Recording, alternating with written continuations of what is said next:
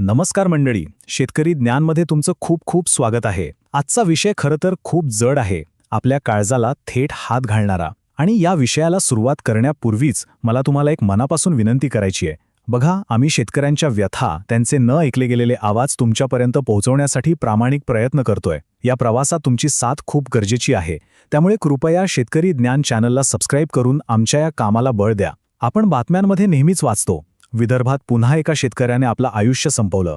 पण या 2 ओळींच्या बातमीपलीकडे एक अख्खं उद्ध्वस्त झालेलं कुटुंब असतं, एक भयाण वास्तव दडलेलं असतं. नेमकं असं काय घडतं की जगाचा पोशिंदाच आपलं जीवन संपवायला मजबूर होतो? चला, आज आपण याच वेदनेच्या मुळाशी जाऊया आणि याची सुरुवात करूया एका अशा आकड्याने जो ऐकून आपलं मन काही क्षणांसाठी सुन्न होईल. 3, फक्त 3 तास हा सरकारी आकडा आहे. तो सांगतो की आपल्या महाराष्ट्रात दर 3 तासाला आपला एक शेतकरी बांधव आपलं आयुष्य संपवतोय. म्हणजे हे विश्लेषण आपलं बघून संपेपर्यंत ना, तोपर्यंत कदाचित कुठल्या तरी एका घराचं अंगण कायमचं काळोखलं असेल. किती भयाण आहे. आणि हाच तो प्रश्न आहे जो आपल्या प्रत्येकाच्या मनात यायला हवा, जो आपल्याला अस्वस्थ करायला हवा, की का जो माणूस आपल्या सगळ्यांच्या ताटात भाकर देतो तोच आज आपलं जीवन संपवायला का मजबूर झाला आहे? एका गावात ज्या शेतकऱ्यानं आपलं जीवन संपवलं होतं, त्याच्या मुलाला कोणीतरी विचारलं, मोठा होऊन काय करणार, शेतीच ना? तर तो मुलगा काय म्हणाला माहितीये? तो म्हणाला, काही करेन पण शेती नाही करणार, माझे बाबा तेच करता करता गेले. विचार करा, हे संकट फक्त एका पिढीचा जीव घेत नाहीये, तर येणाऱ्या पिढीच्या मनात शेतीबद्दल कायमची भीती आणि तिरस्कार निर्माण करतंय. तर हे सगळं का घडतंय या प्रश्नाचं उत्तर एका चक्रात दडलंय. एक असं चक्रव्यूह ज्यात आपला शेतकरी एकदा का फसला की त्यातून बाहेर निघणं जवळजवळ अशक्य होऊन बसतं. आणि ते आहे कर्जाचं चक्रव्यूह. आता हे चक्र कसं फिरतं बघा. सुरुवात होते पेरणीच्या खर्चापासून. बियाणं महाग, खतं महाग, कीटकनाशकं महाग. हा सगळा खर्च भागवण्यासाठी तो कर्ज काढतो, कधी बँकेकडून तर कधी नाईलाजाने 3-3% व्याजाने खासगी सावकाराकडून. मग तो आशेने आभाळाकडे डोळे लावून बसतो. पण कधी पाऊसच दगा देतो, तर कधी पीक येऊनही बाजारात कवडीमोल भाव मिळतो. आणि मग घेतलेलं कर्ज तसंच राहतं, उलट व्याज वाढत जातं. कर्जाचा डोंगर अक्षरशः त्याच्या छातीवर बसतो.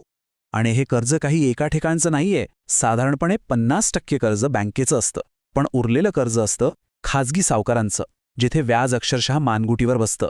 त्यात भर म्हणून ट्रॅक्टर किंवा इतर मशिनरीसाठी वेगळं कर्ज. म्हणजे चारी बाजूनी कर्जाचा फास त्याच्या भोवती आवळला जातो. आणि मग सुरू होतो खरा मानसिक छळ. कर्जाचा हप्ता चुकला की बँकेचे लोक, वसुली एजंट दारात येऊन उभे राहतात. 4 चौघात अपमान होतो, घरातली चिंता वाढते, रात्रीची झोप उडते.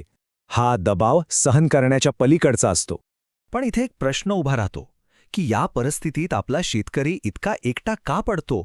आपली व्यवस्था, आपलं सरकार त्याला का वाचवू शकत नाही? ह्याच विदर्भाचा इतिहास बघा ना. कधी काळी हा भाग सोन्याचा धूर काढत होता. अहो, ब्रिटिशांच्या काळात याच विदर्भातून कापूस थेट इंग्लंडला जायचा. त्यासाठी खास रेल्वे लाईन होती. पण 90च्या दशकानंतर सगळं चित्रच पालटलं.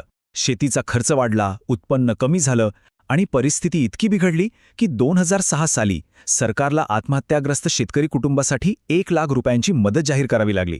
आज विचार करा, जवळपास 2 दशक झाली, महागाई आकाशाला भिडली, पण ती मदतीची रक्कम आजही 1 लाख रुपयाच आहे.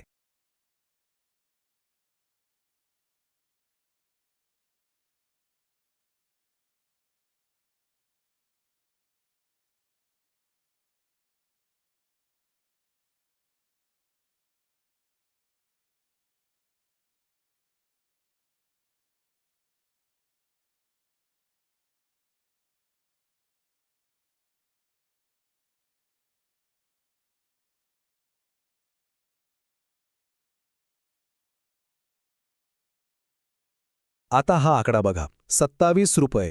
फक्त 27 रुपये. तुम्हाला माहिती आहे हे काय आहे?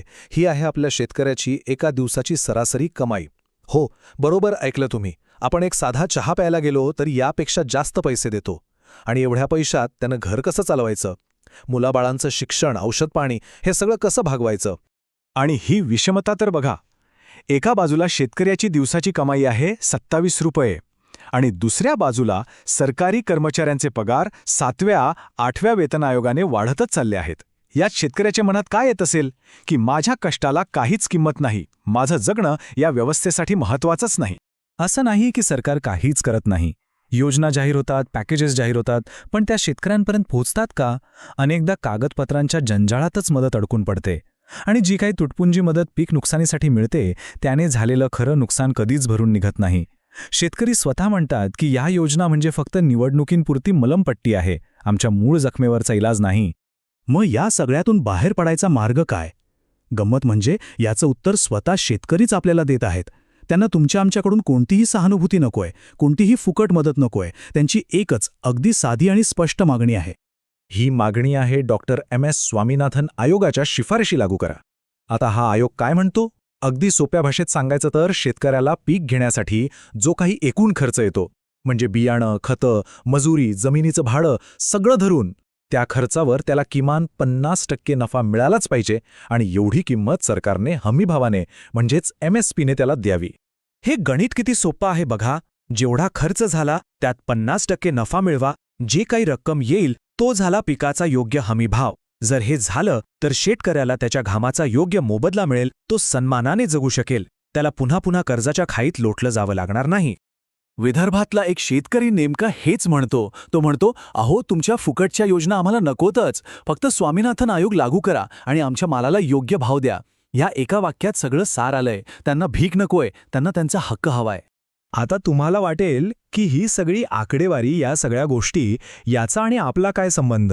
तर संबंध आहे, आणि तो खूप जवळचा आहे.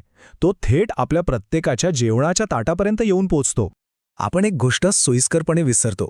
आपल्या ताटातली पोळी, भाजी हे कुठल्या ॲपमधनं किंवा सुपरमार्केटच्या शेल्फवरून जादूनी आलेलं नाहीये. ते त्या शेतकऱ्याच्या घामातून, त्याच्या कुटुंबाच्या कष्टातून आलेलं आहे. आपण जे अन्न खातो ना, ते पिकवण्यासाठी तो बिचारा ऊन, पाऊस, वारा झेलत राब राबतो. म्हणून पुढच्या वेळेस जेव्हा आपण शेतकऱ्याच्या आत्महत्येची बातमी वाचू किंवा ऐकू, तेव्हा एक गोष्ट नक्की लक्षात ठेवूया. तो फक्त एक आकडा नाही, तो एक जिवंत माणूस आहे. आणि तो माणूस आहे ज्यामुळे आज रात्री आपण आणि आपलं कुटुंब शांतपणे जेवून झोपू शकणार आहोत.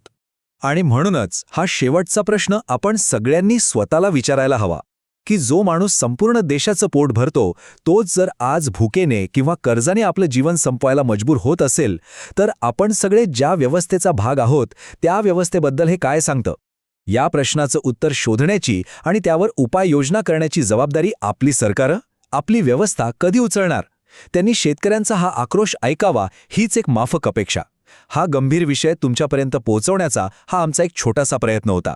जर तुम्हाला हे विश्लेषण महत्त्वाचं वाटलं असेल तर ते इतरांपर्यंत पोहोचवण्यासाठी नक्की मदत करा. आणि शेतकऱ्यांच्या अशाच अनेक गोष्टी जाणून घेण्यासाठी शेतकरी ज्ञान या आपल्या YouTube चॅनलला सबस्क्राईब करायला विसरू नका. धन्यवाद.